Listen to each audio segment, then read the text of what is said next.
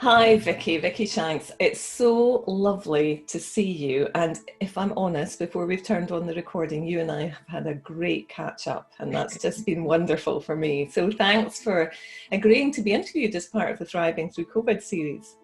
It's an absolute pleasure.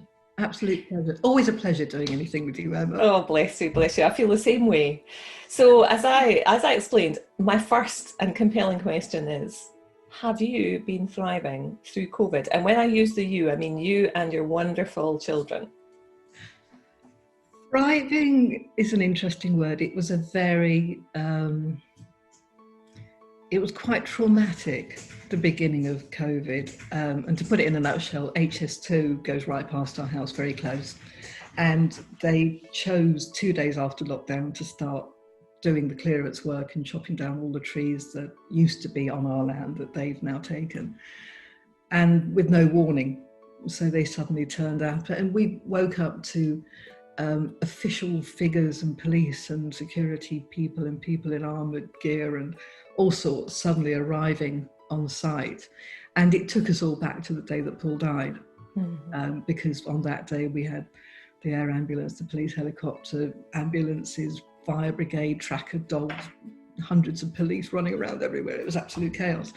So it took us right back to that. And then there was the trauma of them actually clearing trees that meant a huge amount to us. I mean, it maybe sounds a bit daft to some people, but we all had a huge attachment to them because they meant so much to us because of Paul. So that was really difficult and caused a lot of challenges for the children. One ended up in hospital twice in a psychiatric ward, and another one was in a psychiatric ward one time and is now on antipsychotics. So it had a huge impact on them. So a lot of my time in lockdown was spent trying to help them through, because suddenly they had no structure in their lives, which, being autistic, they found incredibly hard. So it was trying to help them to understand that this too will pass, and it will end, and we'll get back to normal, but we don't know how long it will be. And just trying to help them to understand. But it's very difficult because Nikita reverted back to the way she was when she was a child and became very violent again, and was attacking people and trashing things, and all the sort of things that she did when she was younger, which she hasn't done for quite a long time. But now that she's on the antipsychotics, that has improved. Pippa has an eating disorder, and that's deteriorated again during lockdown. So she's waiting for a place in hospital again, which will be a long-term placement with hopefully trauma care as well, to try and help her overcome the trauma of Paul's suicide, because she was only 6 and it's had a massive impact on her mental health. So she's in a state of limbo. So we're all in a state of limbo. So lockdown was tricky, really. Did I thrive? Not really. I wasn't well. I needed to have part of my colon removed, which I had done 5 weeks ago. So I'm starting to feel a lot better. But because of that and having a permanent sort of low-level infection, my health wasn't great. So it really was sort of day by day, and just accepting that this is what it is and it will end, but we don't know when. And yeah, it was interesting. Did I thrive? I wouldn't say I thrived. I would say I survived and managed to get the children through as best I could. But it really was a very difficult time. And I was very aware of people with children trying to work from home, and I thought, oh, that must be so difficult, because I couldn't work. I was too busy firefighting with the children, amongst other things, and apart from really not being well enough to get my head around anything. So I mean, obviously I have not asked you to share your story, but you've alluded to the fact that Paul, your husband, took his own life, and that really, in my view, just touches on your story, because it's so much deeper and much more traumatic than that. And obviously your children have various conditions and various health issues, and some of those, as you've said, have come back up in a really grievous way. And then you with your own health, I mean, I have to say, Vicky, few people would survive that, never mind managed to thrive. So the fact that you're surviving, and let me just say that you were in great humour before we pressed record, as you always are, given that you have been through such incredible trauma yourself, as have your children over the years. So tell me, because I think even though you're saying, we're surviving, I think there are insights that we can all learn from in terms of what has worked for you to be able to just keep getting up every day, keep supporting your children, keep managing to maintain your own well-being despite a serious health condition. 2 or 3 insights that have worked for you. I think taking it day by day has been a powerful one. And I'm used to doing that because when Paul first died, my life was so complicated that I had to take it a day at a time, and I wouldn't look in my diary too far ahead. In fact, I wouldn't look more than the next day ahead and work that one out and then take the next day. So I think that has been a very helpful tool because it was all so uncertain. So to try and plan too far ahead was very difficult, especially when we went into lockdown for 3 weeks and then suddenly it was another 3 weeks. And, you couldn't, psychologically, you couldn't really plan too far ahead because we didn't know what was going to happen. So I tried to get the children to take the same mentality. But something that makes me sad now is I speak to so many people who say, I feel so guilty and I feel so bad and I'm so upset that I didn't make more use of the 3 months that I had in lockdown. And I keep saying to them, you've got to remember, we didn't get a memo last year saying you're going to have 3 months off at the beginning of next year so you can really work out what you want to do. So, all of a sudden we were in lockdown and it was very sudden. Restaurants and pubs closed and then suddenly it was, you can't go out, you can't do this, you're just not allowed to do anything. So we were told 3 weeks. So our psychology, whether it was consciously or subconsciously, was, well, I've got 3 weeks. What can I do in 3 weeks to make this okay? And then we were told it was another 3 weeks and another 3 weeks and another week. And so it went on.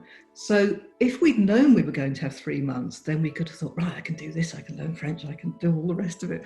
But it didn't happen like that. And people have forgotten that it was an evolutionary process.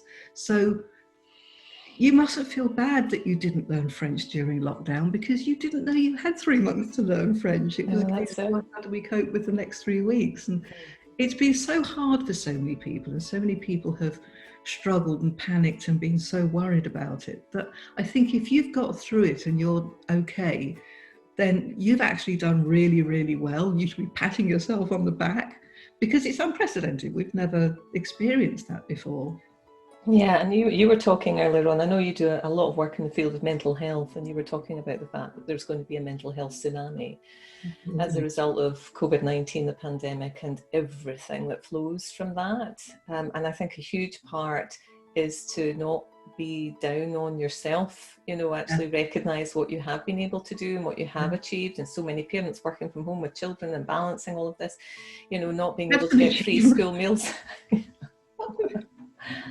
So yeah, it has been amazing. But another thing that's really helped me, and it's an old chestnut really, but the serenity prayer of accepting what you can't change and what you can change, and knowing the difference. And when we were in lockdown, we couldn't change it. There was nothing we could do. I didn't hug my children for nearly 4 months, which was so hard for all of us. But because I've got a heart condition, we had to be really careful. So we were probably more careful than most people would have been. And they absolutely refused to put my health at risk because I was already unwell. So that was really hard. But it was kind of, well, this is just the way it's got to be. And that acceptance of, it's not fun and it sucks, but this is how it has to be. And we're not in control of what's going on at the moment, and we do have to take the government's advice, and if we don't, we're going to be in trouble anyway. So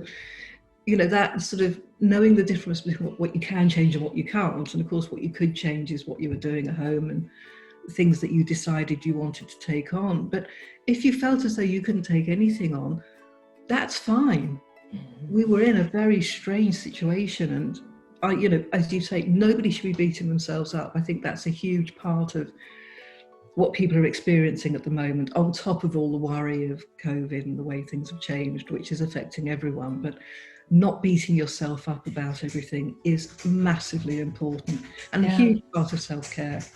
And you mentioned two things there that have been hugely powerful for me, and that is acceptance and focusing on what you can control and just taking action there. But of course, I had the benefit of the 9 Secrets to Thriving manuscript, and I honestly did go to it and literally flick through it and go, imagine the thrivers are all here in the room, because I had a bit of a challenging time at the beginning of lockdown, not nearly as challenging as you, but I knew that I needed something just to give me that extra focus and support. And there's one wonderful thriver, Paul Smith, whose story, he had a motor neuron disease, and I tell his story in the book. And he was really big about, before he could do anything about having motor neuron disease, just acceptance was a huge part, because he's an A-type personality and wanted to push ahead. I'm an A-type personality, so his words of wisdom really settled with me. And then Joseph Ubelkas, who was wrongly sentenced for 10 years in Moroccan jail, he talked about control. So there were maybe about 6 things. Your lesson that really helped me was this idea of, no matter how bad it is, focus on how much worse it could be. Yeah. And actually, in the context of your story in the book, that was such a powerful insight for me at the beginning of lockdown, because of course for me it could have been so much worse, and so I just kept focusing on how much worse it could be and being really grateful, in fact, for where I was. But I honestly don't know. I mean, other than the 50 thrivers like you, Vikie, who have faced unbelievable trauma in your life, and who therefore just have innately learned, but the hard way, that when you're facing difficulty, you have to take it one day at a time, one moment at a time, and practice acceptance and control. For the rest of us, having something, well, at least for me, speaking for me, to reach out and read and because I'm already inspired by you all, because I've met you and I've heard your stories, and just apply those in the moment, hugely powerful for me. So yeah, the acceptance, you're imagining how much worse it could be and being grateful it's not that bad, and the control stuff, those were 3 of my lifelines. So thank you for that, for the part you played in that. You're welcome. I think, helping others through as well. Powerful for me as best I could. Yeah. And I didn't achieve anything near as much as I would have liked to have, but I'm not going to beat myself up, because I was in a situation where it was very difficult, because I had to support other people within my own family, and I really wasn't well enough to do a huge amount, and my Wi-Fi at home is absolute rubbish, so trying to get online is almost impossible. So there were lots of factors, and I've had to kind of, rather than thinking, am I making excuses, I've had to think, no, I'm not making excuses. It was all very real. And there were lots of factors as to why I didn't do all the things that I would have liked to have done.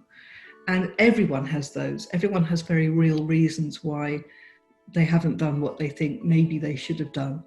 But you can't think like that. You have to accept that it was what it was, and in the moment it was what it was. And had it not been that way, it would have been different, but it wasn't. So it's not having regrets. Another big thing, I think, is to not regret anything, because whatever's happened was right at the time. Yeah. So to regret something you've done or not done isn't serving any purpose, because at that time, that moment, that felt like the right thing to do. So just accept it.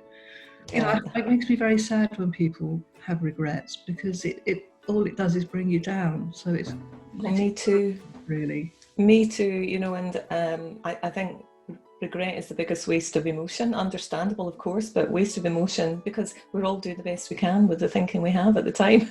That's universally true. Yeah. So Vikie, it's just been a joy to see you again. Thank you for sharing your insights with us, and we all wish you, I'm sure, really greatly improved health as time goes on. Thank you. I'm getting there. Thank you, Emma. It's been a delight as always.